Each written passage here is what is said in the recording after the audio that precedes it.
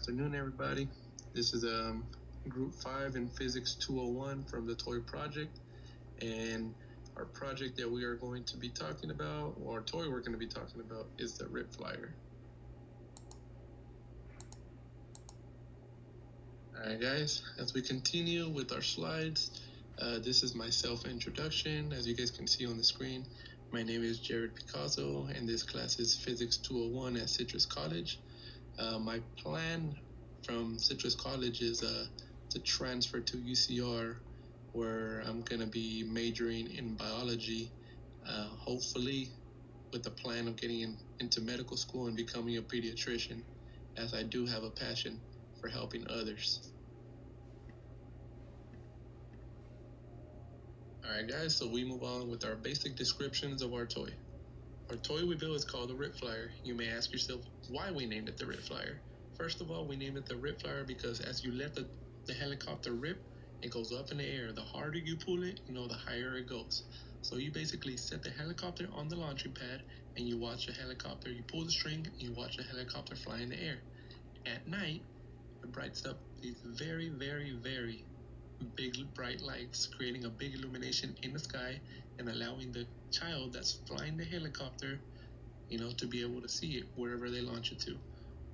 The helicopter works by propelling the rotary, which is positioned on the handle setting, with the torque supplied by pulling a string attached to the setting. This spins the rotary, causing it to fly up and away from the handle.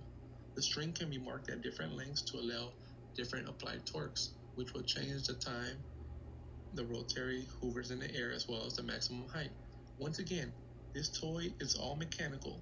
It doesn't require any extra batteries, any extra devices, or anything to be able to fly. So it's affordable for every parent that wants to buy it for the child so they can, enjoy and save a little bit of money on the side. On the right hand side, we can see right here that we have our assembly, our helicopter prior to assembly, and our helicopter already assembled at the bottom. And as you can tell, there's blue and red lights on the helicopter, and this is what makes the illumination in the sky.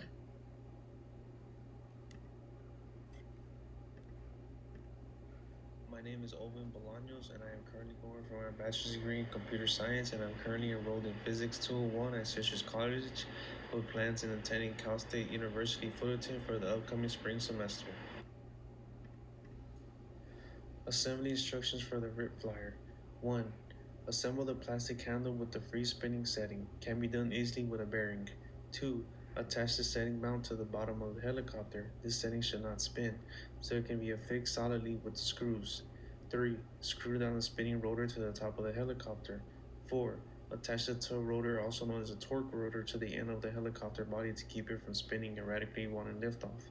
The tail rotor's main purpose is to stay stabilized in the air while preventing thrust from spinning the helicopter in the wrong direction. 5. Attach wings to the top of the helicopter. The faster the blades spin, the more lift it creates in order for the RipFlyer to fly up.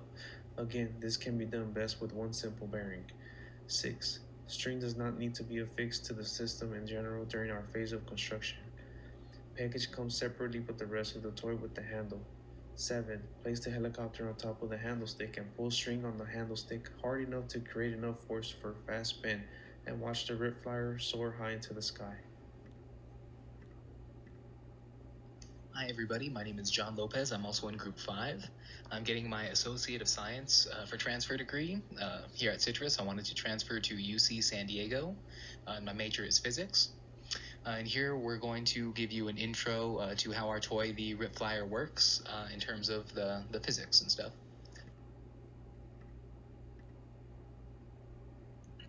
The RipFlyer works using the force generated by a child. A child will pull the string that is wrapped around a rotating setting on top of the handle. That setting has teeth that catch the setting located on the bottom of the helicopter itself. Now that setting will spin once the string is pulled, and the force, the rotational force, will be translated obviously from the bottom setting on the handle to the setting on the bottom of the helicopter up through the rotor axis, which you can kind of see in the diagram there, which itself is attached to the wings at the top. And so the rotational force is ultimately transferred to the wings, which of course just causes it to fly.